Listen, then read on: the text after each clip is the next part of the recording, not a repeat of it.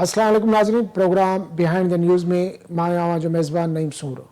अॼु प्रोग्राम में ॻाल्हि कंदासीं पीपी चेयरमैन बिलावल भुट्टो ज़रदारी जी जो प्रेस कॉन्फ्रेंस कई आहे ऐं उन जेको आहे त हिकिड़ो कंप्रीहेंसिव नमूने टैक्स उगाड़ीनि वारनि मामलनि ते ॻाल्हायो आहे ऐं हुन मुतालबो कयो आहे त जेके सेल्स टैक्स जा मामला आहिनि उहे सूबनि हवाले कया वञनि ऐं हुन क्लियर कट मुखालफ़त कई आहे सूबनि जे हिसे मां कटौती जी। उन इहो बि चयो त जेको आहे त कॾहिं बि तव्हां जेको आहे डंडे जे ज़ोर ते मईशत खे नथा हलाए सघो। टैक्स नेट में इज़ाफ़ो थियणु घुरिजे पर जेके वफ़ाक़ी उगाड़ी वारा जेके इदारा आहिनि टैक्स जा उहे उन्हनि जी कारकर्दगी बहितर न आहे, इन जे करे जेको आहे टैक्स नथी थिए ऐं उनजो भार सूबनि ते न विझणु घुरिजे।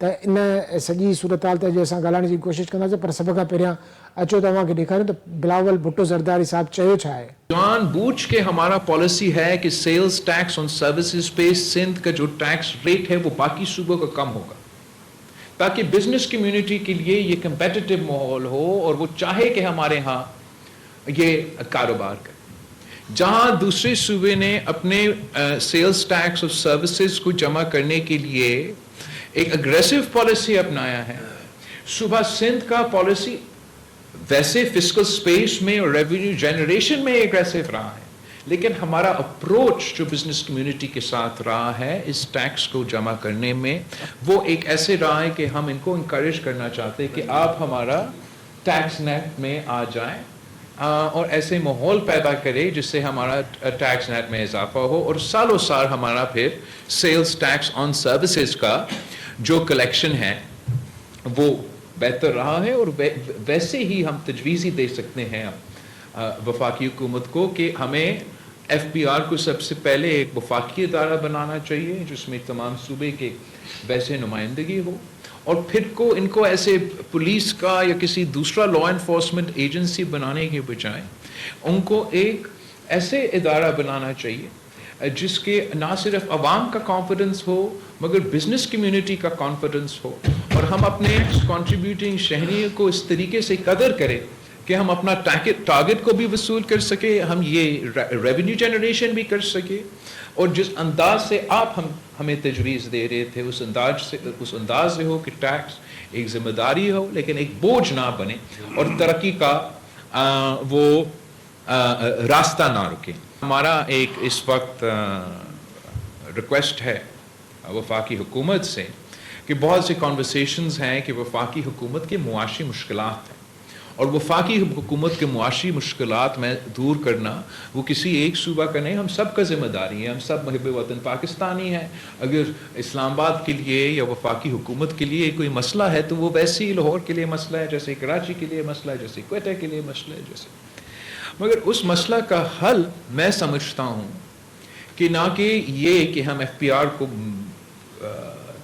मज़ीद जिम्मेदारियाँ दें, हम FPR से रिक्वेस्ट करें कि एक और जो आपके पास टैक्स मौजूद है सेल्स टैक्स ऑन गुड्स, वो अभी तक वफाकी हुकूमत के पास जिम्मेदारी है, वो वैसे ही अगर डिवॉल्व करने के लिए तैयार नहीं तो ना करे, आप उसका कलेक्शन का जिम्मेदारी सूबे को दे दें और सूबे को आप ये टारगेट्स रखे बाकायदा जो इस वक्त आपका टैक्स कलेक्शन होगा सेल्स टैक्स ऑन गुड्स का, इस्लामाबाद की जो इस वक्त उनका रिकॉर्ड है वो ही टारगेट हो फिर लाहौर के लिए, वही टारगेट हो फिर कराची के इदारा के लिए, वही टारगेट हो पेशावर के लिए, वही टारगेट हो बलोचिस्तान के लिए।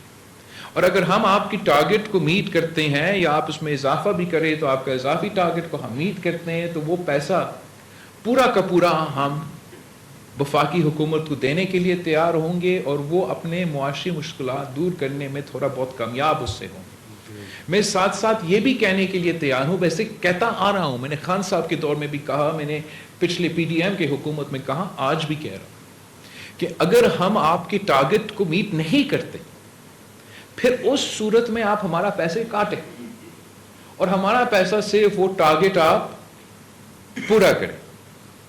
मगर इस पे एक शर्त है कि अगर हम आपके टारगेट से ज्यादा बेहतर परफॉर्म करते हैं तो फिर वो इजाफी पैसा आप सूबे को दे दें, तो उनके भी एक इंसेंटिव हो कि हम ये टैक्स कलेक्शन जमा करें।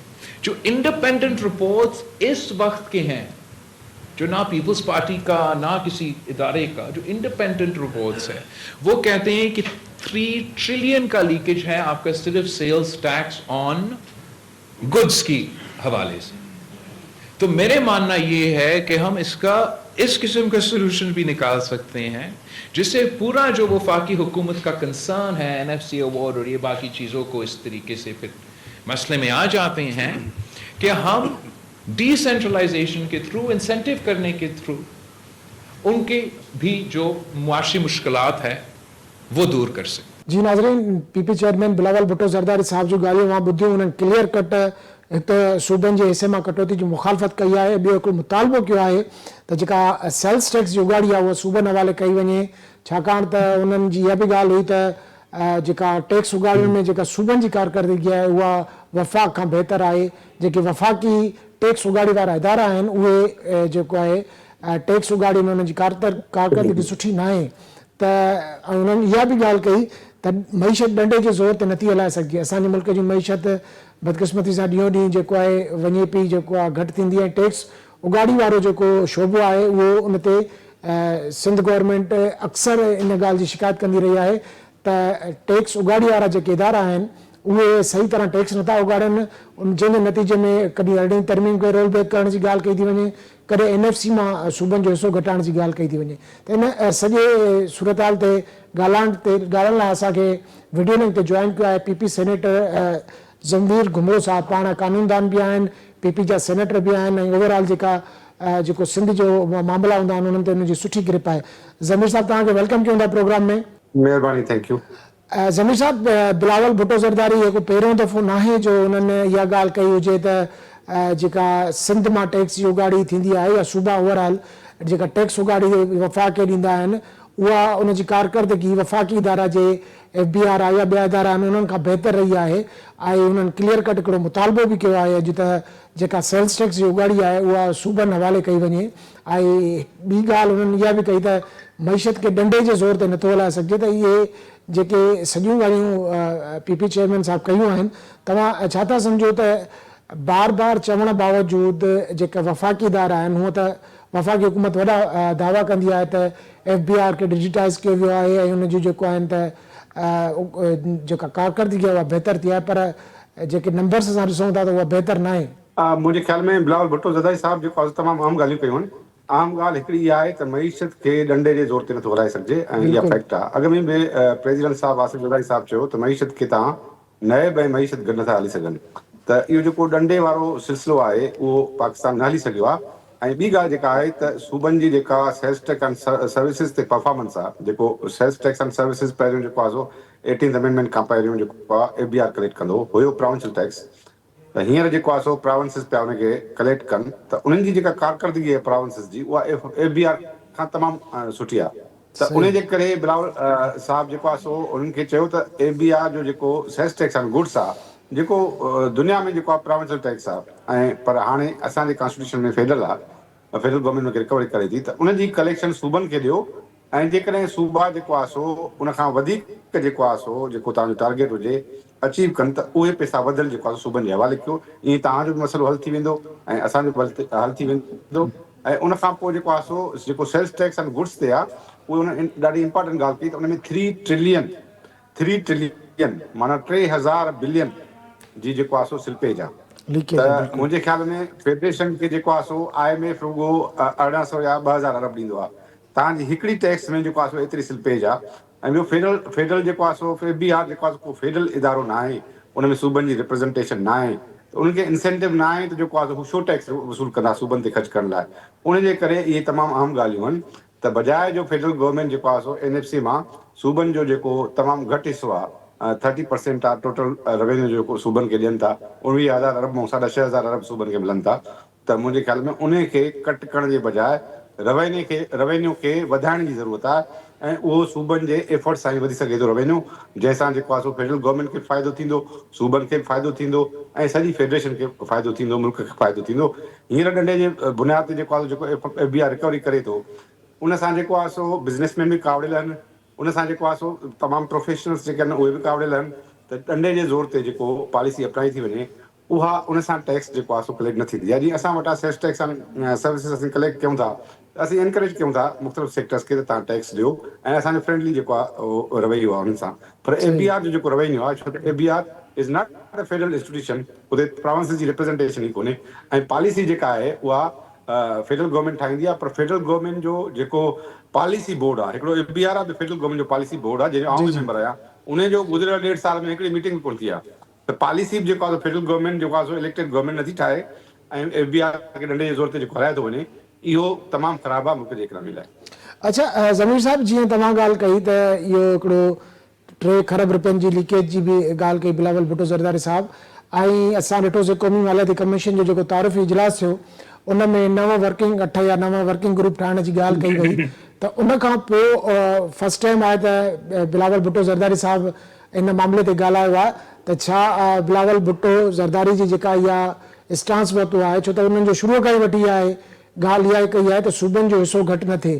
पर तव्हां छा था सम्झो जेके वर्किंग ग्रुप्स ठहंदा उन्हनि में ज़ाहिर आहे सूबाई जेके नुमाइंदा बि शामिल हूंदा, त इहा ॻाल्हि जेका अॼु जेका मुतालबो कयो आहे बिलावल भुट्टो ज़रदारी साहब, इन ते इम्प्लीमेंट करण लाइ वफ़ाक़ आॾो बि ज़रूरु पीपल्स पार्टी ॻाल्हि रखी हूंदी, त तव्हां सम्झो था त इन ते वफ़ाक़ जेको आहे त सोचींदो त सेल्स टैक्स जेके आहिनि सूबा उगाड़नि उहा बि? मुंहिंजे ख़्याल में वफ़ाक़ जेको आहे सो इन ते ॻाल्हि ते रेज़िस्ट कंदो ऐं पंहिंजे जेको टैक्सेशन कलेक्ट करण जो जेको पावर आहे कॉन्स्टिट्यूशन में उहो फोरगो न कंदो। छो त अॻ में बि इहो मिसाल मौजूदु आहे। जीअं बिलावल भुट्टो ज़रदारी साहिबु चयो त सर्विसिस ते जेका सेल्स टैक्स हुई अहिड़ी तरमीम खां अॻु बि सूबाई मामिलो हो कॉन्स्टिट्यूशन में, पर वसूल जेको आहे FBR कंदो हो। त अहिड़े सही नमूने सां जेका सेल्स टैक्स ऑन गुड्स आहे उहो हींअर जेको आहे सो फेडरल जेको आहे सो गवर्नमेंट टैक्स रिकवर करे थी, त उनखे बि ओहिड़े नमूने सां सूबनि खे कलेक्शन करण जो अख़्तियार ॾेई सघिजे थो जीअं अॻ में FBR जेको आहे सो सेल्स टैक्स ऑन सर्विसिस वसूल कंदो हो। उन सां छा थींदो त फेडरल प्रोविंसिस खे इंसेंटिव मिलंदो ऐं प्रोविंसिस जा जेको आहे ओरिजिनल जेके गवर्नमेंट्स आहिनि उहे प्रोविंसिस वटि आहिनि। एजुकेशन आहे, हेल्थ आहे, लॉ एंड ऑर्डर आहे, तव्हांजी एग्रीकल्चर आहे, इंडस्ट्री आहे, लोकल गवर्नमेंट आहे, जेके बि ज़िंदगी जे कारोबार सां वास्तो रखनि था शोभा, उहे सभु प्रोविंशियल गवर्नमेंट वटि आहिनि।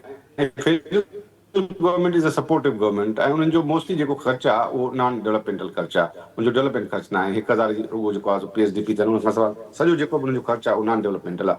त मुंहिंजे ख़्याल में सूबनि खे वधीक रिसोर्सिस ॾियण जी ज़रूरत आहे। ऐं जेको 7th NFC आयो हो उहो अहिड़ी तरमीम खां अॻु में आयो हो, उन खां पोइ डिवोल्यूशन थियो आहे। उन खां पोइ सूबनि जूं ज़िम्मेवारियूं तमामु वधी वियूं आहिनि। त हाणे इन ते गौर करणु घुरिजे त पाकिस्तान जो जेको ओवरऑल रेवेन्यू आहे उनखे कीअं जेको आहे सो वधाइजे। ऐं नंबर ॿियो, फेडरल गवर्नमेंट जो जेको सिविलियन एक्सपेंडिचर आहे 7000 अरब, माना इक्वल टू 3 डिफेंस बजट्स, उनखे घटि कीअं कजे। छो त उहे साॻियूं मिनिस्ट्रियूं उते आहिनि, उहे साॻियो ख़र्च उहे कंदा। फेडरल ब्यूरोक्रेसी उहो घटाइण लाइ तयारु कोन्हे को। जंहिं गवर्नमेंट खे फेडरल गवर्नमेंट जो सिविलियन एक्सपेंडिचर 4000 या 3000 अरब में हलाए सघे थो, उहो 7000 अरब में हलाइनि था ऐं IMF रुॻो 2000 अरब ॾींदो आहे। त तव्हां सही त क्राइसिस पाण कयो आहे न, मुल्क खे जेको आहे सो तव्हां क्राइसिस में पाण विधो आहे ऐं फेडरल ब्यूरोक्रेसी उनखे छॾण लाइ तयारु न आहे। त इहे सभु मिनिस्ट्रीज़ हुजनि, असां हुनजा सेक्रेटरी थियूं ऐं आवाम जेको आहे सो काॾे बि वञे, मुंहिंजे ख़्याल में इन ते गौर करण जी ज़रूरत आहे।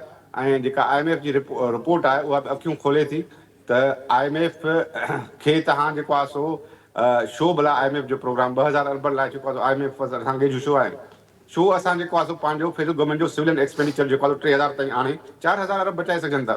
तव्हां शो डबल मिनिस्ट्रियूं रखी वेठा आहियो, कॉन्करेंट लिस्ट ख़तम थी वई आहे। उन खां पोइ तव्हां सब्सिडी ॾियो था, जेको आहे सो IPPs खे 1100 अरब सब्सिडी थी मिले।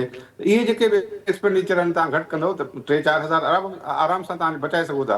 फेडरल गवर्नमेंट का एॾी वॾी गवर्नमेंट कोन्हे जंहिंजा सिविलियन खाता 10-12 मिनिस्ट्रीज़ आहिनि, उहे तव्हां 3000 अरब में आराम सां हलाए सघो था। पर तव्हां उहो हलाइण लाइ तयारु न आहियो, छो त फेडरल ब्यूरोक्रेसी रेजिस्ट थी करे ऐं फेडरल ब्यूरोक्रेसी जे आॾो जेको आहे सो गवर्नमेंट आहे उहा सरेंडर थी करे। त बाबा फेडरल ब्यूरोक्रेसी केरु थींदी आहे? The state has to be govern by the elected representatives. ऐं फेडरल गवर्नमेंट जेको आहे सो पंहिंजो सिविलियन एक्सपेंडिचर 7000 अरब कई वेठी आहे, 3 डिफेंस बजट छो थी करे? इन ते मुल्क में बहस थियणु घुरिजे। पर जेके इहे इन इशू ते नथो थिए, पर साइड इशूज़ आंदा था वञनि। त असांजो जेको आहे सो डेट सर्विसिंग ऐं डिफेंस बजट त जेको आहे सो आवाम पैसो भरे थो, हुन ते को एतिराज़ कोन्हे को बिल्कुलु ॿिन्ही ते। तव्हांजो जेको सिविलियन एक्सपेंडिचर आहे उहो 7000 अरब छो आहे? 3 डिफेंस बजट छा तव्हां वटि 3 लख फौज आहे? 10 लख फौज ते, आर्मिड फोर्सिस ते असांजो ख़र्चु 2.5 ट्रिलियन आहे। त तव्हां 7000 अरब, तव्हां वटि को 3 लख फौज आहे जो तव्हां 7000 अरब जेको आहे ख़र्चु कयो था ऐं उन ते को बि डिस्कशन कोन्हे, उन ते डिस्कशन करण लाइ तयारु बि कोन्हनि। ऐं उहो ख़र्च घटाइण लाइ तयार बि कोन्हनि, रहंदो चवंदा सूबनि खे तव्हां पैसा ॾियो। इहो मतिलबु फेडरल ब्यूरोक्रेसी छा थी करणु चाहे? छा इलेक्टेड रिप्रेज़ेंटेटिव्स खे इहो इशू जेको आहे डिबेट में न आणणु घुरिजे या मीडिया खे न आणणु घुरिजे? पर इहो इशू डिबेट बि न आहे त बाबा तव्हांजो एतिरो ख़र्च छो आहे? तव्हांजी जॾहिं प्रोविंशियल गवर्नमेंट जो जेको आहे सो सिंध गवर्नमेंट जी बजट 3500 अरब आहे, 3475 अरब, पंजाब जी गवर्नमेंट जी 50,300 अरब बजट आहे, पर तव्हांजो सिविलियन एक्सपेंडिचर रुगो फेडरल ब्यूरोक्रेसी जो उहो 7000 अरब आहे। छो? तव्हांजी एॾी वॾी गवर्नमेंट 10-12 मिनिस्ट्रीज़ आहिनि, उहे तव्हां 3000 अरब 2500 अरब में हलाए सघो था। वन डिफेंस बजट तव्हांखे 3 डिफेंस बजट छो घुरिजनि आख़िर? इन ते छो डिस्कशन थिए? इन ते फेडरल ब्यूरोक्रेसी डिस्कशन करण लाइ तयारी कोन्हे, छो त उहा वॾी गवर्नमेंट रखणु थी चाहे। उनजा पर्क्स एंड प्रिविलेजेस आहिनि, उनजा इदारा आहिनि, उन्हनि जा जेको SOEs आहिनि जेको स्टेट ओन्ड ऑर्गेनाइजेशन जो इलाज में वञनि था, उन जे करे जेको आहे मुंहिंजे ख़्याल में इहो फेडरल ब्यूरोक्रेसीअ खे जेको आहे सो इन खे बहस हेठि आणणु घुरिजे। ऐं इहो जेको सिविलियन एक्सपेंडिचर आहे उहो 7000 अरब मां तव्हांखे 3000 अरब ताईं आणणो पवंदो। अच्छा, जीअं ज़मीर साहब तव्हां ॻाल्हि कई त जेका फेडरल ब्यूरोक्रेसी आहे, असां वज़ीर आज़म शहबाज शरीफ़ जे इजलासनि में या स्पीचुनि में मुख़्तलिफ़ हंधनि ते ॻाल्हियूं ॿुधियूं आहिनि त वफ़ाक़ी हुकूमत ख़र्च घटाए रही आहे। मुख़्तलिफ़ डिवीज़ननि जा जेको आहे जेको आहे राइट साइज़िंग जी विच में हिकु ॻाल्हि हली ऐं उन खां पोइ कुझु राइट साइज़िंग थी, पर उहो मामिलो बि रुकिजी वियो। त छा जेका गवर्नमेंट आहे उहा चाहे थी जेको ख़र्च घटाइणु, ऐं उनजे जेको तव्हां जी ॻाल्हि कई त उन में त सिधो सो लॻे थो त जेका फेडरल ब्यूरोक्रेसी आहे उन में रंडक आहे, छो त उन्हनि खे उहे पंहिंजा ख़र्च घटाइण लाइ तयार ई न आहिनि। ॾिसो, इलेक्टेड रिप्रेज़ेंटेटिव में आणण लाइ तयार ई न आहिनि, त उहो चए थी त असांजो जेको सिविलियन एक्सपेंडिचर आहे 971 अरब आहे, पर उहो 971 अरब न आहे, उहो 7000 अरब आहे। उन में 2000 जूं ग्रांट्स आहिनि, उन में इलाही जेको आहे नॉन डेवलपमेंट एक्सपेंडिचर आहे। 7000 अरब जो सिविलियन एक्सपेंडिचर आहे फेडरल गवर्नमेंट जो, उन में 1000 अरब जी PSDP बि शामिल आहे। त इहे जेके इन ते डिस्कशन करण लाइ हू तयार ई कोन्हनि, ऐं इलेक्टेड रिप्रेज़ेंटेटिव्स खे उन में जेको आहे सो हू इंटरफियरेंस करण लाइ जेको आहे सो इंटरफियरेंस करण लाइ तयार ई न आहिनि, त उहो जेको आहे उन ते डिस्कस कनि। त इहो मामिलो कीअं जेको आहे तव्हां एतिरी गवर्नमेंट फेडरल जेको आहे गवर्नमेंट छो रखंदव? हो त अञा चाहिनि पिया पॉपुलेशन ऐं एजुकेशन जो डिपार्टमेंट बि असांखे मिले, उहे मिनिस्ट्रीज़ बि असांखे मिलनि 27वीं तरमीम में, जेको पाकिस्तान पीपल्स पार्टी रद्द करे छॾियो।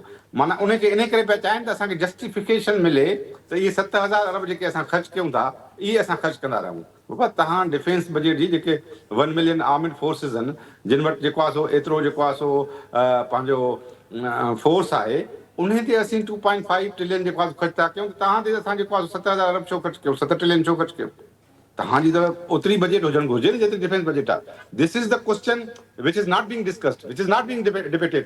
ऐं उन में ब्यूरोक्रेसी चए थी न असां इहो रखंदासीं ऐं असांजो इहो हक़ आहे। ऐं मिनिस्ट्रियूं उहे सर कहिड़े बिहाफ ते रखनि था? उहो जेको एॾो वॾो अमाउंट तव्हां जेको ॿुधायो था, कहिड़े बिहाफ ते पाण वटि रखनि था? छो त 18 तरमीम खां पोइ त इलाही जेके सब्जेक्ट्स आहिनि उहे सूबनि मां मुंतकिल थी विया आहिनि। मुंतकिल मुकमिल तौर ते कोन थिया आहिनि न, साॻियूं मिनिस्ट्रीज़ उते रखियूं वेठा आहिनि, रुगो मिनिस्ट्रीज़ न आहिनि।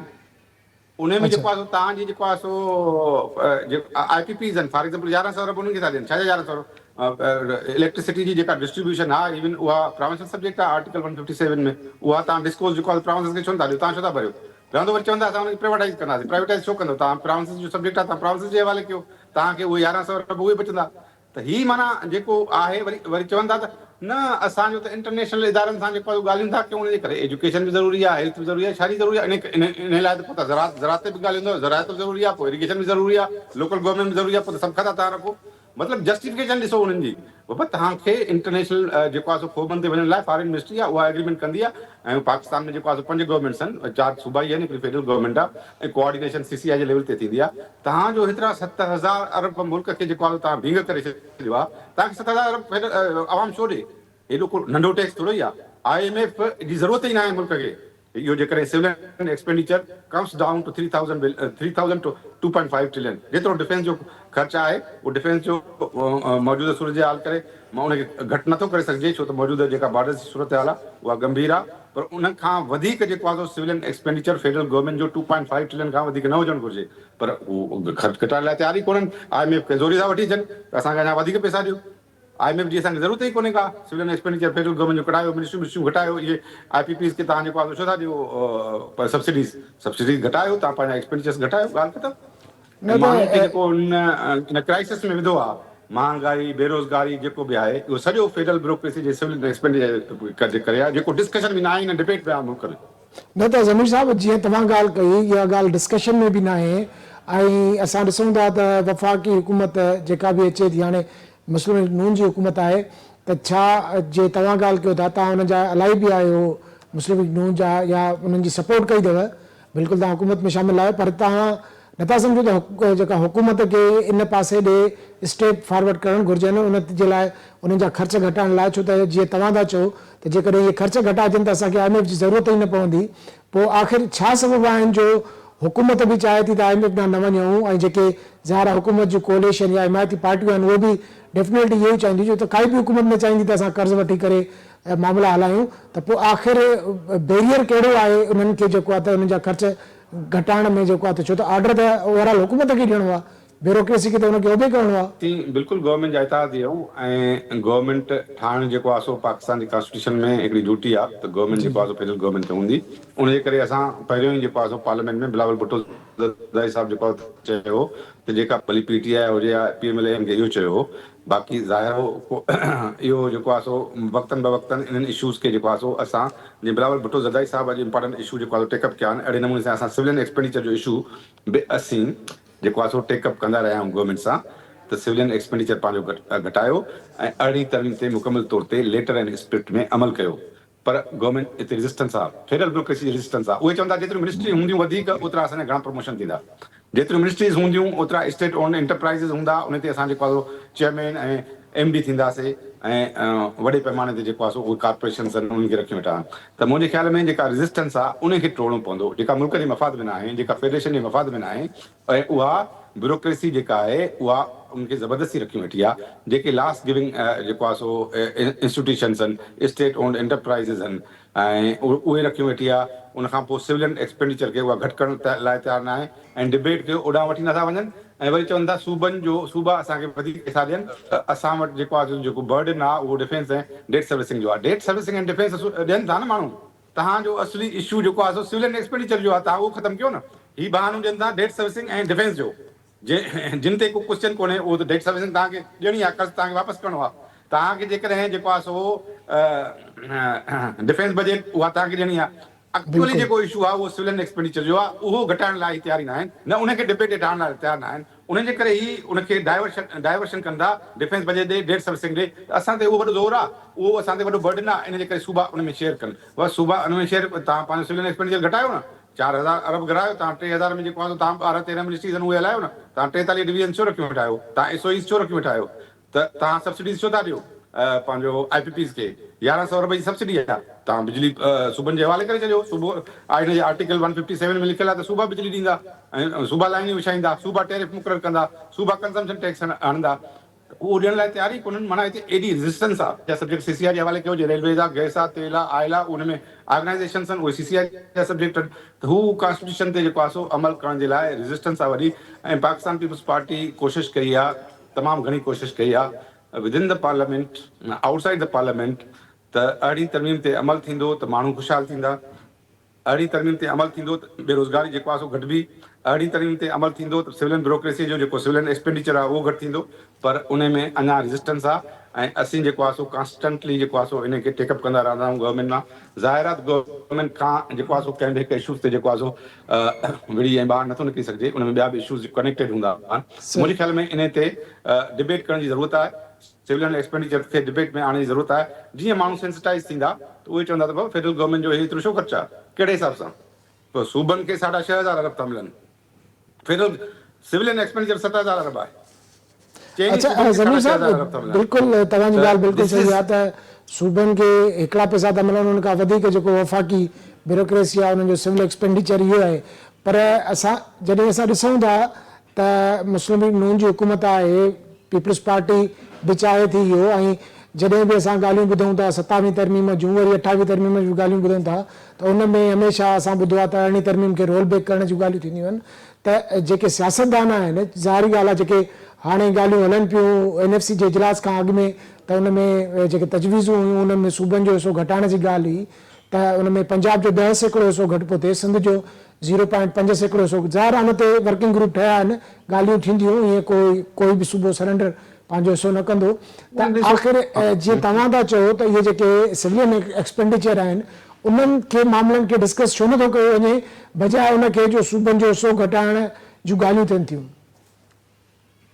इन ते ॾिसो, इन ते न सोसाइटी सेंसिटाइज़ आहे, न इहो इशू डिबेट में आयो आहे, न इहो इशू जेको आहे सो माण्हुनि खे ख़बर ई आहे त सिविलियन एक्सपेंडिचर फेडरल गवर्नमेंट जो 70,000 अरब छो आहे, क्वेश्चन मार्क। इहो कॾहिं बि क्वेश्चन मार्क ई न थियो आहे, न उहो जेको आहे सो पार्लियामेंट में एॾे वॾे पैमाने ते मुंहुं तक़रीर कई, या पाकिस्तान पीपल्स पार्टी जा सेनेटर तक़रीर कंदा आहिनि, या उनजा क़ौमी असेंबली जा मेंबर, या असांजी लीडरशिप जेको आहे सो उन ज़ोर ॾींदी आहे त पंहिंजा सिविलियन एक्सपेंडिचर तव्हां घटायो। जनरली जेको आहे सो न मीडिया में, न सिविल सोसाइटी में, न ॿियनि फोरमनि ते इन इशूअ ते जेको आहे सो कोई डिस्कशन थियो आहे, न डिबेट थियो आहे, न माण्हू जेसिताईं माण्हू सेंसिटाइज़ न थींदा, जेसिताईं इन इशूअ खे तव्हां अॻियां न आणींदो ऐं उनखे जेको आहे सो मुल्क जो मेन इशू न कंदो, तेसिताईं जेको आहे सो फेडरल ब्यूरोक्रेसी पोइ ते न हटंदी। अच्छा, ज़मीर साहब, मुस्लिम लीग नून छो नथी संजीदा थिए इन मामले ते? उन्हनि वटि बि त हिकिड़ो सूबो आहे, वॾे सूबे में हुकूमत आहे उन्हनि वटि। ॾिसो, मुस्लिम लीग नून जो जेको गवर्नेंस स्टाइल रहियो आहे अनफॉर्चुनेटली, त हू जेको आहे सो प्राइम मिनिस्टर ऐं पंहिंजो चंद ब्यूरोक्रेट उहे गवर्नमेंट हलाईंदा आहिनि, ऐं उते पंजाब में बि ईअं आहे, CM ऐं जेको आहे सो 8-10 ब्यूरोक्रेट, सम्झो न। They don't consider themselves responsible to parliament. आइन में जेको आहे सो federal government is responsible to parliament, provincial government is responsible to provincial assembly. असां पाकिस्तान पीपल्स पार्टी जी जेका हुकूमत आहे, उहा जेको आहे सो ब्यूरोक्रेसी खे जेको आहे उहो कॉन्स्टिट्यूशन में जेको उनजो रोल आहे उहो ताईं लिमिट कंदा आहिनि, पर असीं पार्लियामेंट ॾांहुं रेस्पॉन्सिबल हूंदा आहियूं। ऐं PMLN जो जेको गवर्नेंस स्टाइल आहे उहो न आहे जेको पाकिस्तान पीपल्स पार्टी जो आहे, त तव्हां मार्जिनलाइज़्ड हेशन तबक़नि खे जेको आहे सोशल सिक्योरिटी, इवन हो त सोशल सिक्योरिटी ते एतराज़ था कनि त जेको बेनज़ीर इनकम सपोर्ट आहे, जेको कॉन्स्टिट्यूशन में माण्हुनि सां वाइदो थियल आहे त असीं सोशल सिक्योरिटी ॾींदासीं, माण्हुनि खे रोज़गार ॾींदासीं। 700 अरब आहे बेनज़ीर इनकम सपोर्ट जी रक़म, जेको 19,000 अरब जो जेको रेवेन्यू आहे उनजो 3.6% आहे, ओनली 3.6%। उन ते बि हू एतिराज़ था कनि त इहो तव्हां माण्हुनि खे छो थो मिले। बाक़ी रियासत माण्हुनि छा ॾींदी? सोशल सिक्योरिटी बि न ॾींदी। तव्हां ॿाहिरि मुल्क वञो था त माण्हू लाइन लॻाए बीहंदा आहिनि त असांखे जेको आहे बेरोज़गार आहियूं, असांखे पैसा ॾियो, सोशल सिक्योरिटी ॾियो। पर हिते जेको इहो कॉन्सेप्ट आंदो वियो त बाबा माण्हू जेको आहे सो हिते औरतुनि खे एम्पावर कयो, उन्हनि खे जेको कमाइण वारो न आहे या उन्हनि खे जेको आहे सो रोज़गार न आहे, उन्हनि खे सोशल सिक्योरिटी ॾियो। उन ते जेको आहे उन्हनि खे एतिराज़ आहे मुंहिंजे ख्याल में, जेको पाकिस्तान जो वॾे में वॾो प्रोग्राम आहे जेको औरतुनि खे ऐं मार्जिनलाइज़ सेक्शन्स खे एम्पावर थो करे, उन में हाणे ॿिया प्रोग्राम अची विया। त मुंहिंजे ख्याल में इहा सेंसिटिविटी जेका आहे उहा सोसाइटीअ में या डिबेट लेवल ते जॾहिं न ईंदी तेसिताईं फेडरल ब्यूरोक्रेसी इन ते कंट्रोल कंदी रहंदी, ऐं माण्हुनि खे जेको आहे सो बेरोज़गारी ऐं नाइंसाफ़ी जे दुॿनि में जेको आहे धिक्कींदी रहंदी। इहो इशू ई पाकिस्तान जो वॾे में वॾो इशू इहो आहे। पाकिस्तान में जेकॾहिं इन इशू ते डिबेट कजे त पाकिस्तान जो आवाम जेतिरी टैक्स भरे थो ऐं जेतिरा लीकेजिस आहिनि टैक्स में, उन्हनि खे जेकॾहिं बंदि कयो वञे, अॼु जीअं बिलावल भुट्टो ज़रदारी साहिब जी प्रेस कॉन्फ्रेंस थी, उन्हनि ते अमल कयो वञे, त मुंहिंजे ख्याल में असांखे कंहिं ॿाहिरी इमदाद जी ज़रूरत न आहे। असीं पंहिंजनि रिसोर्सिस खे मोबिलाइज़ करे असीं मुल्क खे तरक़ी ॾांहुं वठी वञी सघूं था, ऐं चारई सूबा तरक़ी करे सघनि था ऐं पैसो झझो थी सघे थो, पर दिस इज़ द अंडरस्टैंडिंग विच लैक्स। अच्छा, ज़मीर साहब, जीअं तव्हां ॻाल्हि कयो था त असां पंहिंजे ई ख़र्चनि खे घटाए करे जेको आहे पंहिंजो मामला हलाए सघूं था बिना कर्ज़ जे। IMF बोर्ड जा इजलास थींदा आहिनि, उन में कर्ज़ जी मंज़ूरी थींदी आहे। IMF जा ॾुखिया ॾुखिया शर्त बि असांजे साम्हूं ईंदा आहिनि, जो वज़ीर आज़म साहिबु पाण ई जेको आहे त अहिड़ा सख़्तु बयान ॾिना त जेको आहे त नक रगड़िणो पवंदो आहे असांखे। त जॾहिं एॾा वॾा मामला असांखे ॾुखियाईअ सां कर्ज़ मिले थो IMF जो, त वज़ीर आज़म उनजी पार्टी जेका वफ़ाक़ में आहे, PDM गवर्नमेंट में बि मुस्लिम नून ई हुई जेको अमली तौर ते, त छा IMF जेके तव्हां ॻाल्हियूं था कयो, ज़ाहिर ॻाल्हि आहे IMF ते हमेशह इहो ई मुतालबो कंदी आहे त तव्हां पंहिंजा ख़र्च घटायो।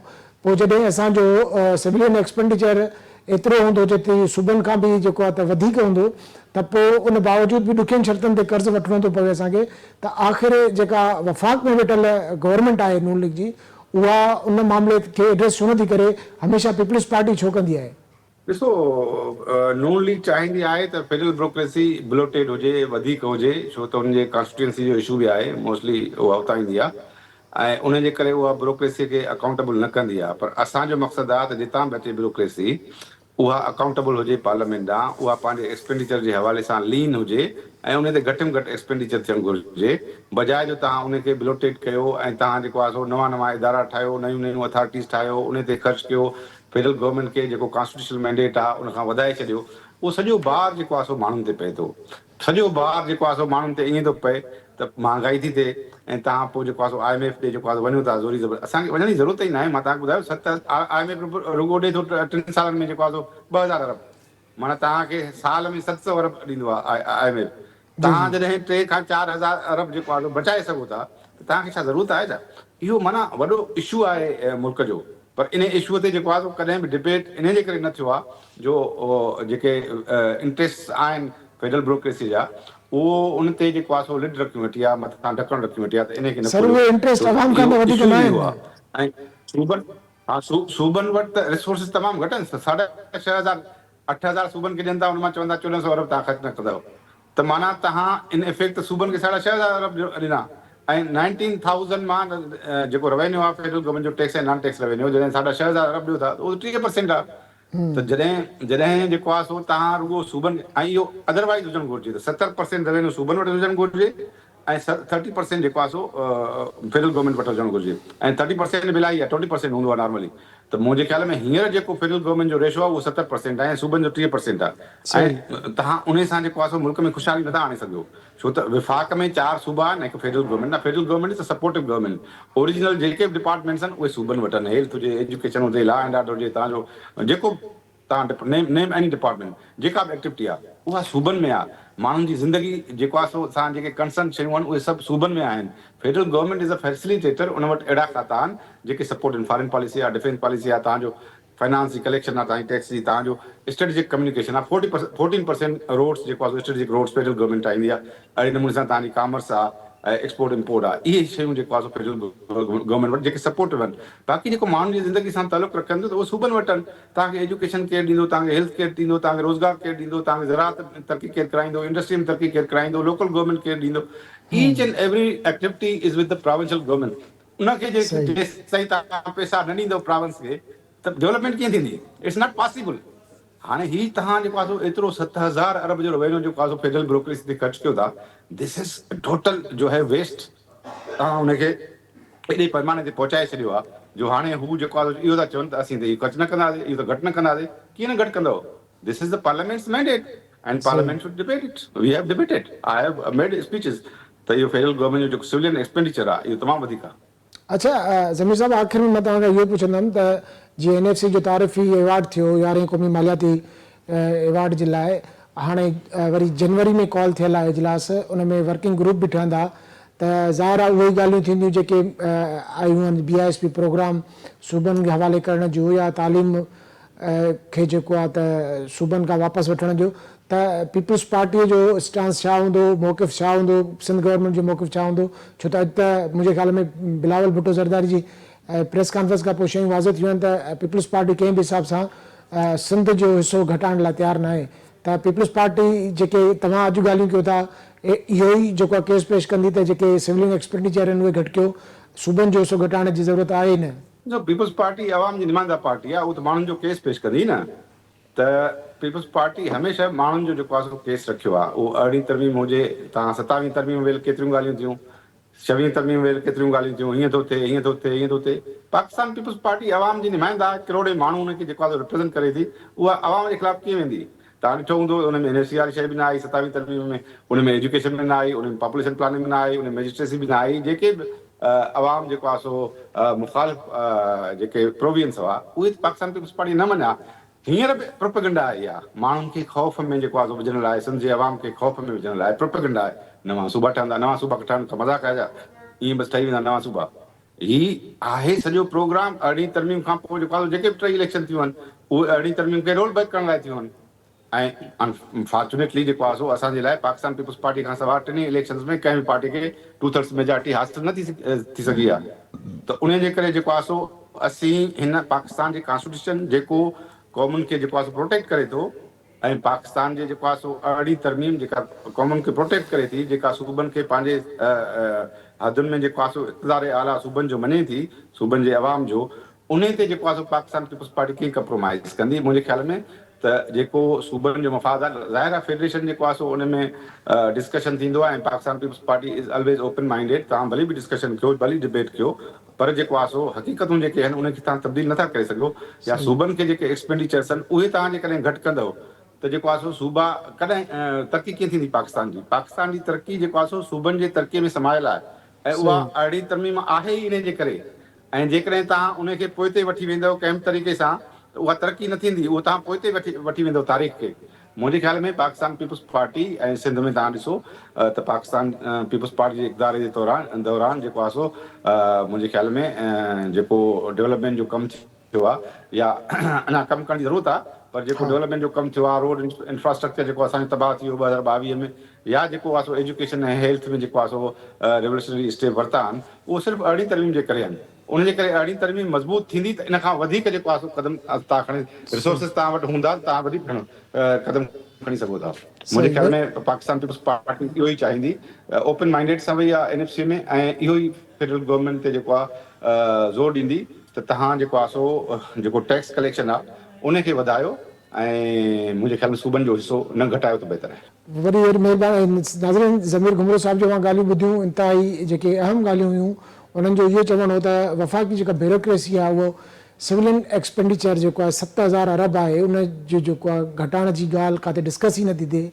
पार्लियामेंट में जॾहिं बि आवाज़ु उथारियो आहे पीपुल्स पार्टी उथारियो आहे त इहो अहम सुवालु आहे त आख़िर जॾहिं नई हुकूमत जेका बि ईंदी आहे त उहा IMF ॾे वञण जी मजबूरी में ॻाल्हि कंदी आहे, छो त उनखे कारवार हलाइणो हूंदो आहे। त सुवाल त इहो थो पैदा थिए त आख़िर उहे कहिड़ियूं ताक़तूं आहिनि, एॾी जेका वफ़ाक़ी ब्यूरोक्रेसी आहे एॾी मज़बूत छो आहे, ऐं उन्हनि जा उनजो मामला जेके आहिनि, उनजा जेके ख़र्च आहिनि उहे डिस्कशन में ई किथे नथा अचनि। उन ते ॻाल्हाइण जी ज़रूरत आहे। जेकॾहिं असां उहे पंहिंजा ख़र्च घटाईंदासीं त असांखे IMF या ॿिया जेके कर्ज़ असांजो मुल्क वठी करे हले थो उहो कॾहिं बि वठण जी ज़रूरत ई न पवंदी। जॾहिं मुल्क कर्ज़ न वठंदो ऐं पंहिंजे ख़र्चनि मां ई पंहिंजा ख़र्च पूरा कंदो त उनजी मईशत बहितर थींदी। त जेके पॉलिसी मेकर्स आहिनि, जेके हुकूमत में वेठल माण्हू आहिनि, जेके मईशत खे बहितर करण जूं ॻाल्हियूं कनि था, उहे सिर्फ़ु ॻाल्हियूं न हुजनि, अमली तौर ते उहे क़दम कया वञनि, ख़र्च घटाए वञनि। जेके बिना जवाज़ ख़र्च आहिनि, जेके आवाम ते टैक्सनि जा बार वधनि था, IMF जे कर्ज़नि जे करे जेको आहे शयूं महांगियूं थियनि थियूं, त उहे असां पंहिंजे ख़र्चनि मां ई पूरो करे उन्हनि खे आवाम तां बार घटाए सघूं था। त अमली तौर ते क़दम खणणा पवंदा, आवाम लाइ सोचणो पवंदो, मुल्क लाइ सोचणो पवंदो, तॾहिं इहे शयूं जेको आहे त क़ाबिल अमल थी सघंदियूं। अॼु जे प्रोग्राम ताईं एतिरो ई। ईंदड़ प्रोग्राम ताईं ॾींदा इजाज़त। अल्लाह भाई।